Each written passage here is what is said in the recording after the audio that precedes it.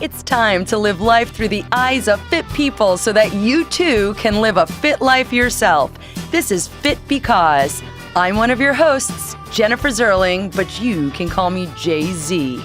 I'm a fitness and age management expert, author, speaker, as well as an international health advocate. And I'm your other host, George Veater.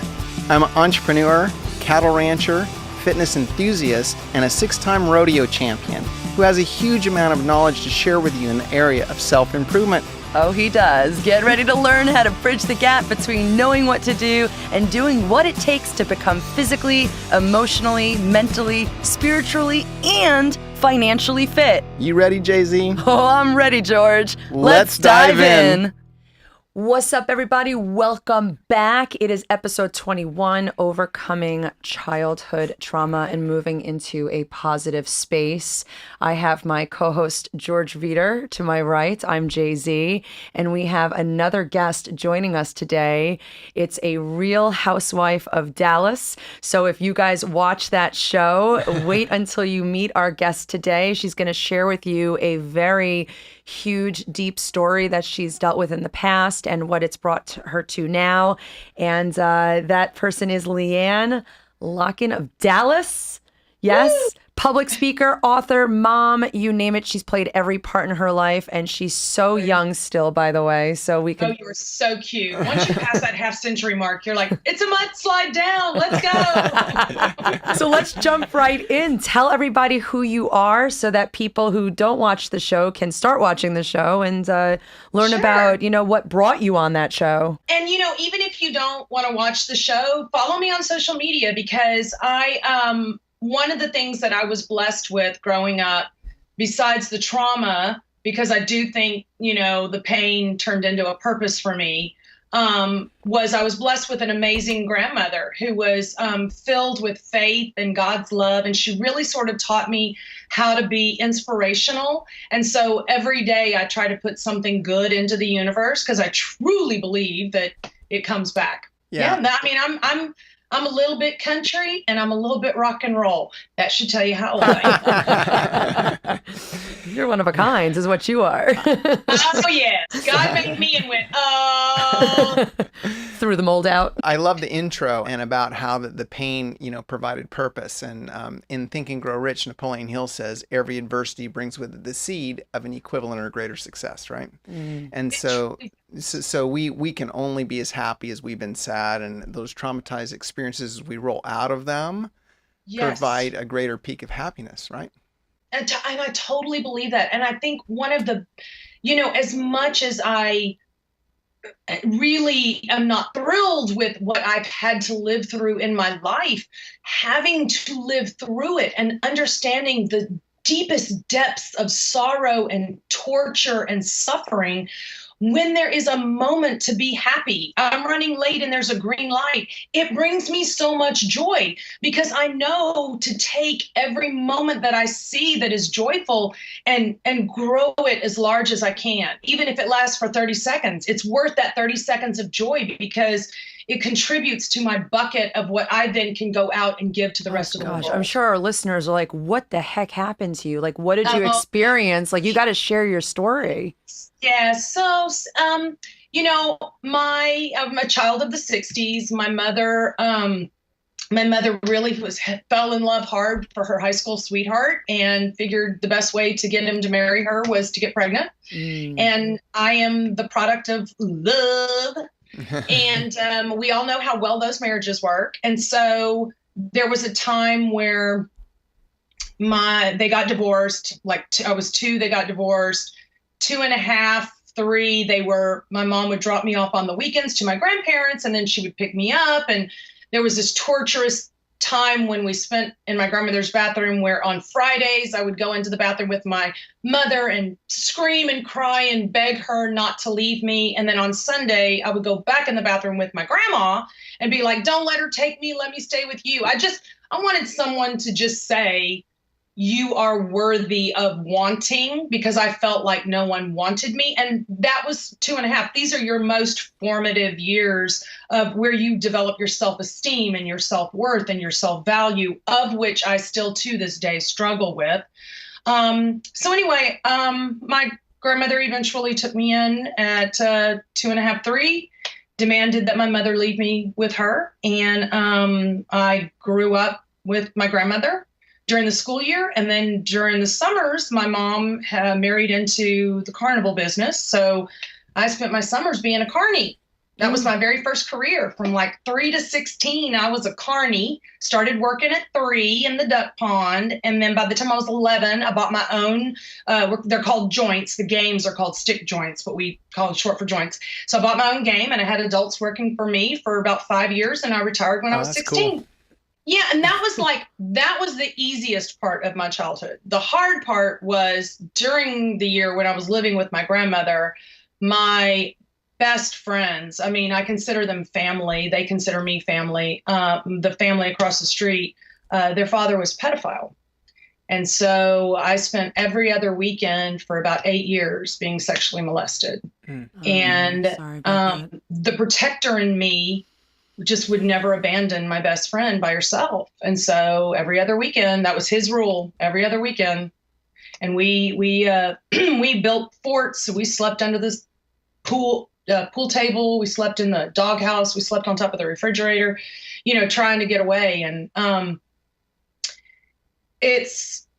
I've learned a lot. I've been through a lot of therapy over the years. And recently I've really learned, like, the advances in science with the brain has really taught me a tremendous amount.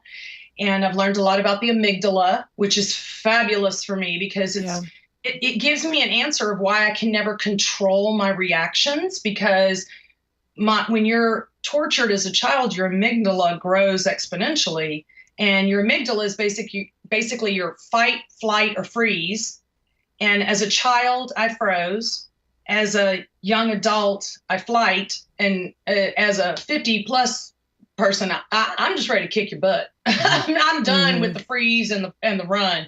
I'm just, if you're going to come for me, I'm just going to take you out. And that's just, it's a horrible survival instinct, but it is literally an instinct. And so I'm learning to work with it through meditation. Wow. I know it's a complex issue as far as how we develop with trauma as kids, because experiences as a young child are disproportionately impactful to us versus as an adult, correct? Yes. And I just started touching this in, I'm with a new therapist that I'm constantly trying something. And listen, I'm all about growth. My favorite Bible verse is Acts 2:25. I've pitched my tent in the land of hope, and I'm going to drown in this hope. And I recently figured out that we recently had this like amazing breakthroughs where it was like, okay, maybe some of my anger came from the fact that I've been so mad at my 3-year-old self for not telling someone what was happening to me. And my therapist is like, you need to go back home and find a picture of what you looked like at 3, so that you can see you made the right choice. You kept your mouth shut and you survived. You did what you had to do to survive. And so that allowed me to let go of a lot of anger, which was like shocking to me. And I know it sounds so odd to your audience that I was mad at my 3-year-old version of myself, but I think I was so tortured as a child that, I'm a beautifully broken character. Yeah.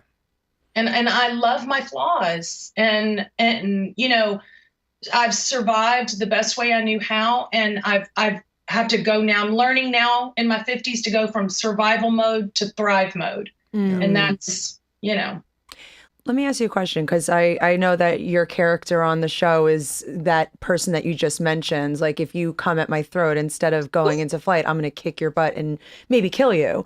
So I've certainly threatened it. Yeah. So let's talk about that, because honestly, I think that you could potentially be a tremendous role model for people who have similar backgrounds to you. And being a woman in your 50s now, like, what is your strategy? What is your intention, not only through the show, but from your day-to-day living, on how you could potentially impact these other women who've gone through those stories? I will say this, that is the biggest part of my whole life's mission. There was the longest time that I had an inspirational blog where I posted every day.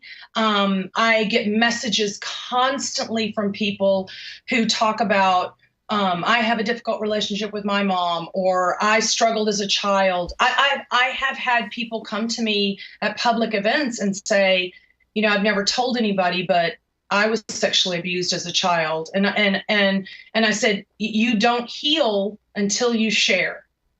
You can't, what is in you has to come out, because there is no shame in being a victim. There is a shame in living the life of a victim. That's good. But there is no shame in being a victim. And I will say, I think that's one of the hardest things I've ever had to learn was, I don't care what, if you think what happened, I mean, like, what happened to me, I wear as a badge of honor, because I survived it.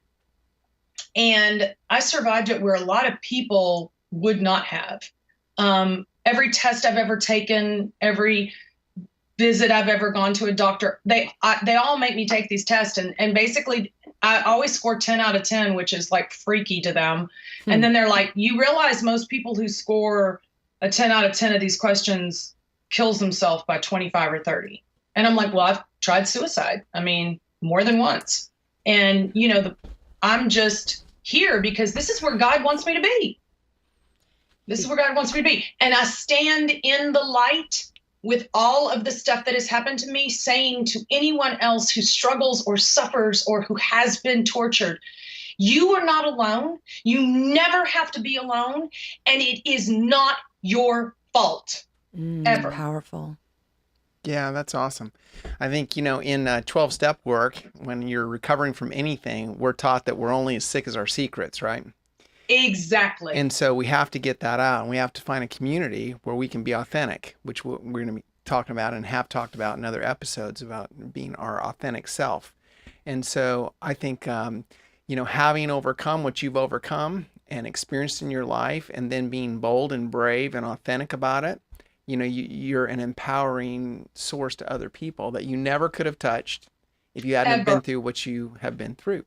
So, that's to me, that's the biggest blessing. Like, to me, I feel like it makes it, what happened to me, I can either let it take me down, or I can stand on it and help others. And that's a conscious choice that I've made. And it's about secrets. And I'll tell you, up until 25 or 30, a lot of that was, I swallowed a lot of secrets and didn't talk to a lot of people about stuff. Yeah. And I think when I started standing up and saying, I'm not going to live in shame anymore. Like, I don't care if you think I'm a horrible person because I did X, Y, and Z, or X, Y, and Z happened to me, that's your problem. And I'm going to pray for you, because God doesn't make mistakes, and I am here for a purpose. I love how,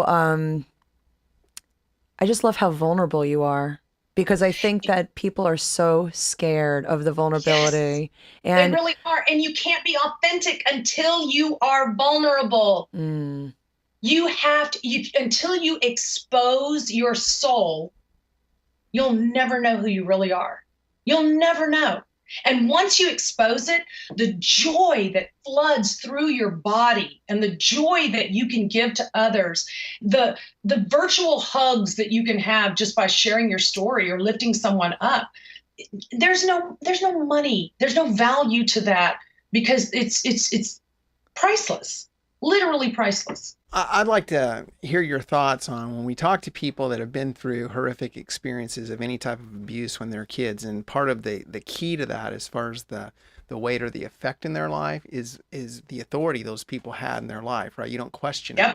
Your parents, if they abuse you in any way, you don't question. If they tell you you're a piece of whatever, then that's that's truth to you, right? You have no law of contrast or no other opinion that you can compare with that, right?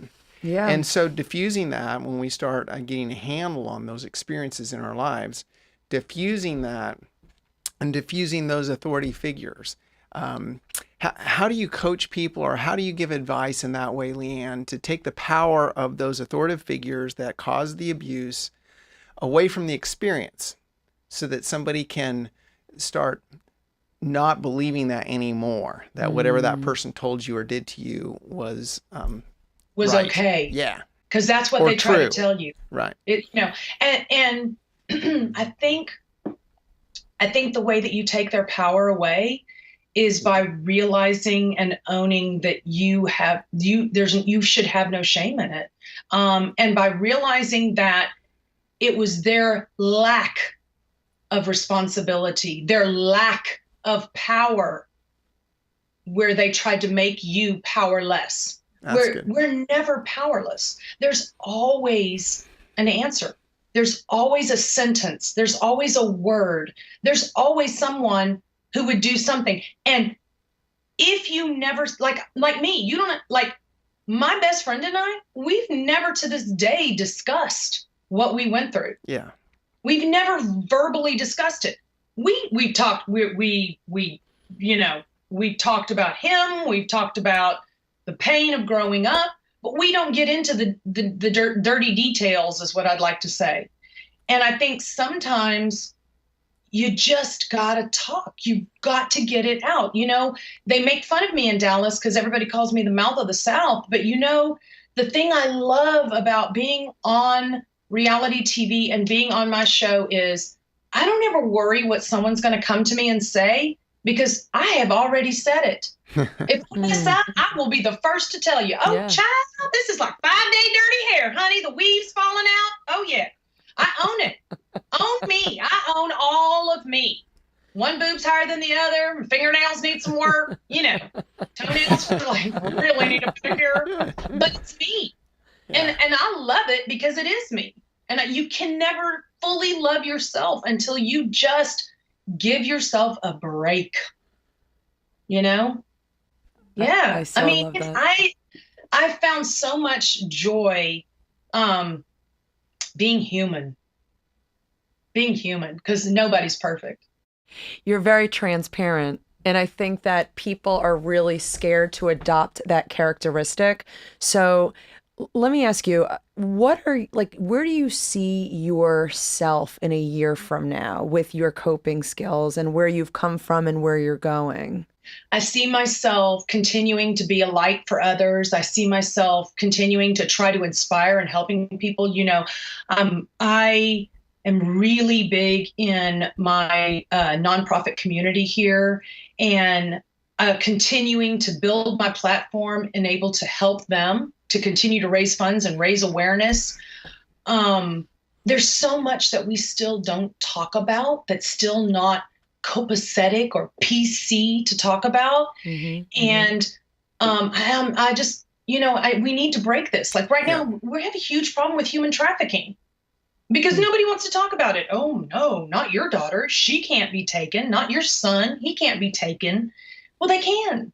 I mean, we have to talk about everything. And the sooner that we all learn to be transparent, open up, and to be and talk and not hide anything, the faster we're going to heal, the faster the community comes together, the faster we stop people who are using silence to harm others.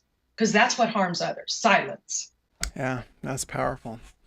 I was thinking, as far as in looking at some of your things that you've said, I was thinking about the inner voices that torture us, right? From our past and from the sources of the trauma and from those experiences that, no matter how old we are, we can be 80 years old, and that 3-year-old child in us, who was us, whispers to us, right?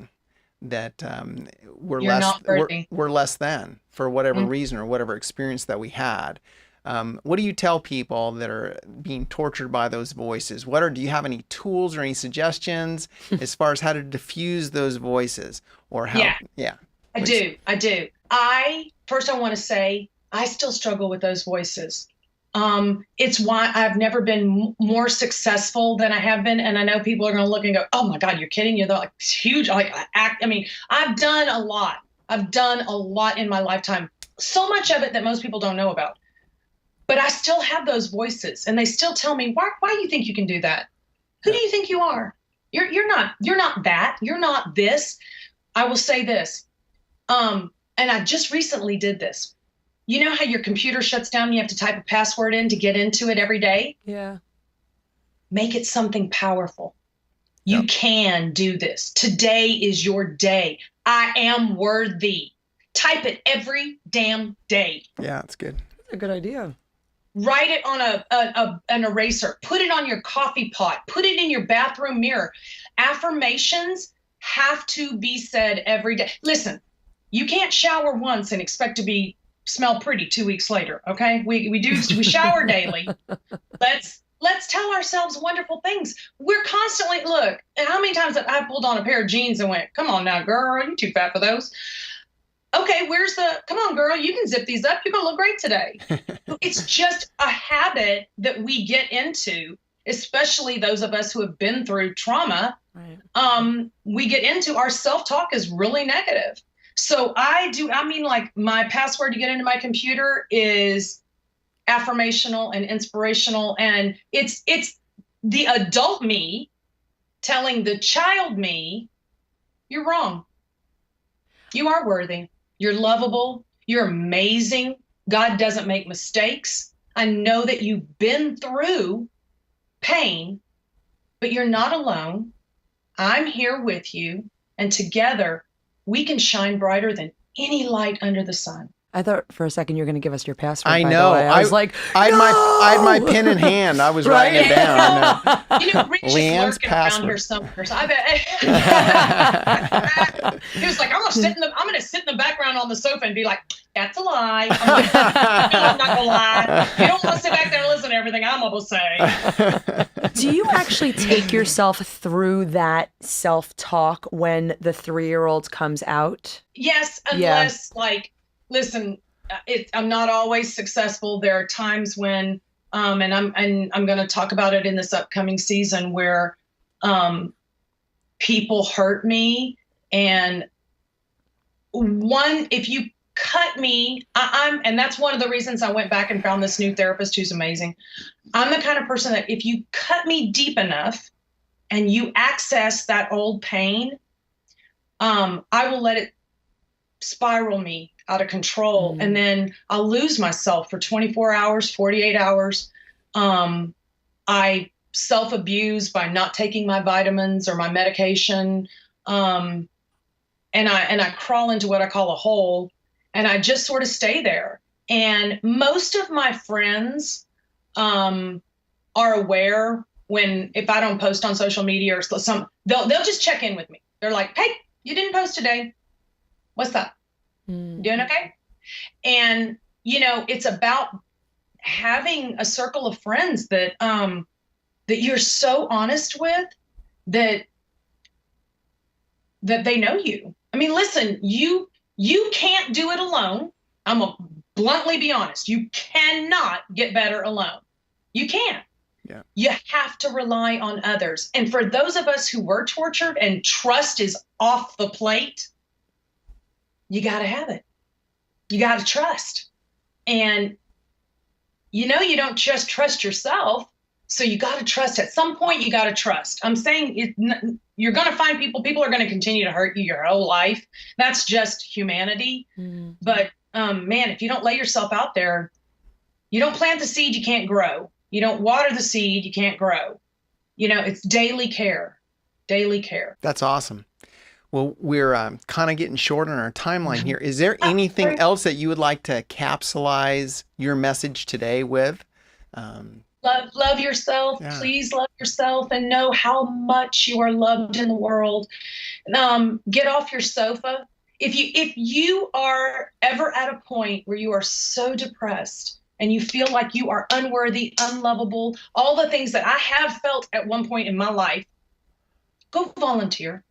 Go help someone else. Get your mind off yourself. Go help someone else. Yeah.